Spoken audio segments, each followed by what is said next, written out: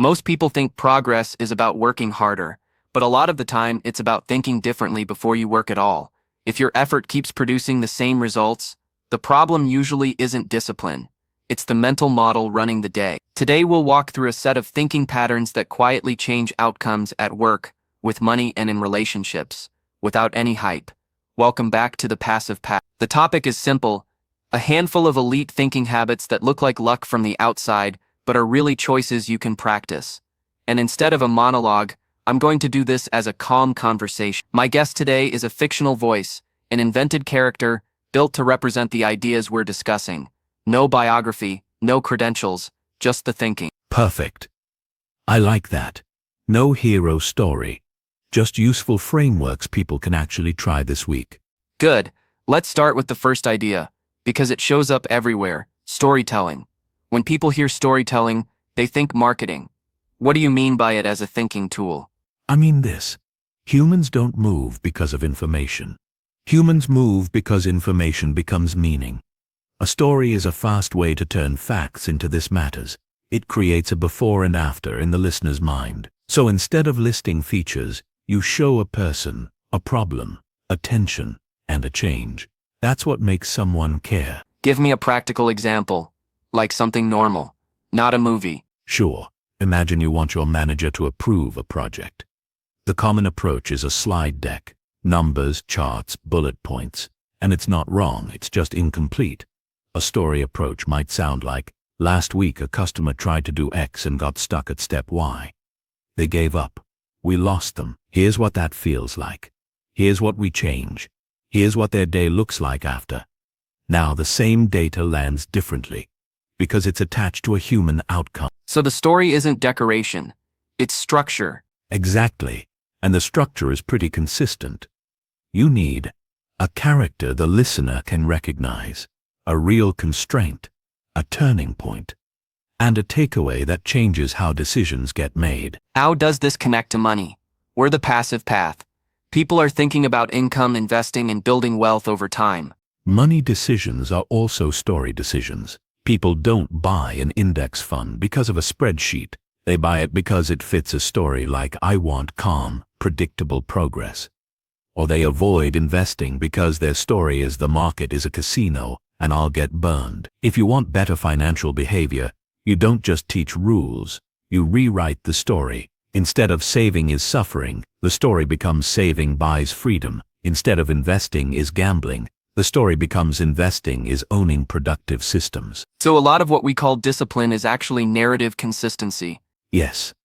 If your daily actions don't match the story in your head, the story wins. All right, second thinking habit: benefiting other people. This can sound like generic kindness advice. What's the more precise version?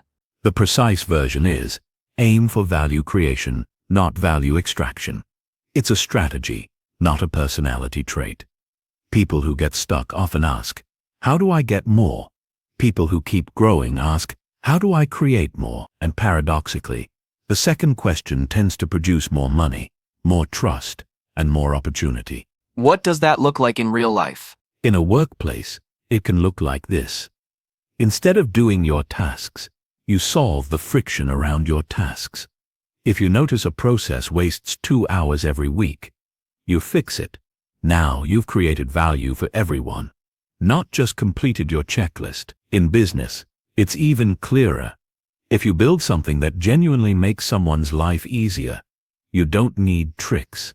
The demand becomes natural. And in investing? Investing is also benefit others, just indirectly. When you own a business through a fund, you're funding something that serves customers. If the business creates real value, cash flows follow. If it doesn't, the story eventually collapses. So even your portfolio can reflect your values. Do I understand what this company does for people? Is it useful? Is it durable? Does it solve a real problem? That's a clean filter, not moralizing, just realism. Exactly. And there's another layer: relationships. People who think long-term build trust by being useful. They connect people. They share knowledge. They follow through. They make life easier for others. That's not charity. That's building an ecosystem that tends to return value over time. Which leads nicely into the third habit: Going after the root cause. What's the difference between solving problems and solving causes? Solving problems is treating symptoms. Solving causes is changing the system that produces the symptoms. The same problem repeating is usually a system issue, a habit issue, a process issue, a belief issue. So the skill is stepping back and asking, what is this a symptom of? Let's make it concrete. Say someone keeps overspending. What's symptom versus cause? Symptom is I spent too much again. Cause might be I'm using spending to regulate stress. Or I don't have a weekly system that tells me what's safe. Or my environment makes it too easy. If you treat the symptom, you say try harder next month. If you treat the cause, you redesign the system. You automate transfers. You remove shopping apps. You define a friction rule like, if I want it, wait 48 hours. Now you don't need heroic willpower. You change the machine. I like that. Root cause thinking is basically, stop fighting yourself and start engineering your life. Yes. And it applies to career too. If you're always busy, the cause might be unclear priorities, or weak boundaries, or saying yes to work that doesn't matter. Root cause thinking is a refusal to accept the surface explanation. Okay, fourth habit, win-win thinking. Some people hear that and think it's naive. Like, the world is competitive. Win-win isn't naive, it's strategic. The naive version is, everyone should be nice. The strategic version is stable relationships require mutual benefit. If only one side benefits, it breaks eventually. Maybe not today, but later. So how do you do win-win without becoming transactional and weird? You keep it simple. Lead with contribution. Be clear about what you need, and prefer long-term games with long-term people. A practical habit is asking, what would make this interaction good for both of us? Then actually designing for that. Maybe you introduce two people who can help each other. Maybe you share a template you already built. Maybe you volunteer a small, specific help that costs you little but means a lot. This feels like compounding again. Small, repeated contributions. Exactly. Win-win is relational compounding. And it's also financial compounding, in a way. Because trust tends to create access. Access tends to create opportunities. Opportunities tend to create leverage. Fifth habit, reflection. Feedback loops. A lot of people say they reflect, but it's really just rumination. How do you separate the two? Reflection is structured learning. Rumination is unstructured suffering. A helpful feedback loop has a few steps. What happened? How did I feel? Why did it happen? What did I learn? What will I do differently next time? It's short, it's honest, and it produces an action. Give me a simple version someone can do tonight. At the end of the day, 3 questions: what worked? What didn't? What's one small adjustment for tomorrow? The point isn't to judge yourself. It's to update your strategy. And how does this connect to investing behavior? 2 ways. 1. You review decisions, not outcomes, because outcomes can be random short-term. So you ask, did I follow my rules? Did I buy for a reason I can explain? Did I panic, or did I execute? 2. You identify repeated mistakes, like chasing hype, or checking prices too often, or selling because of emotion. Then you design a constraint. Not motivation, Constraints are underrated. They turn intentions into systems. Yes. And that leads into the 6th habit, ownership thinking. I want to be careful here, because ownership can become hustle culture. What's the grounded version? Ownership thinking is, treat your life like you're responsible for the design. Even if you're not responsible for every variable, it doesn't mean you control everything.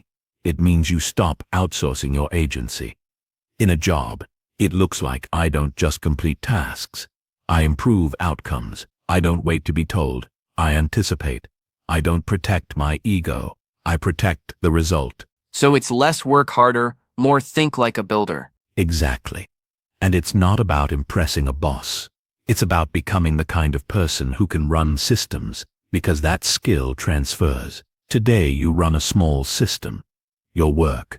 Tomorrow you run a bigger one, a team, a product, a business, a portfolio. That's very the passive path. Build assets, build systems, build calm leverage. Yes. Ownership thinking is how you stop being a passenger. 7th habit, long-term thinking. This one shows up in every investing conversation, but people still struggle with it. Because short-term rewards are loud. Long-term rewards are quiet. Long-term thinking is the ability to delay applause, to accept boring progress, to keep showing up when nothing dramatic is happening. It's also the ability to choose compounding over intensity. Compounding over intensity. Say more. Intensity is a sprint. Compounding is a schedule.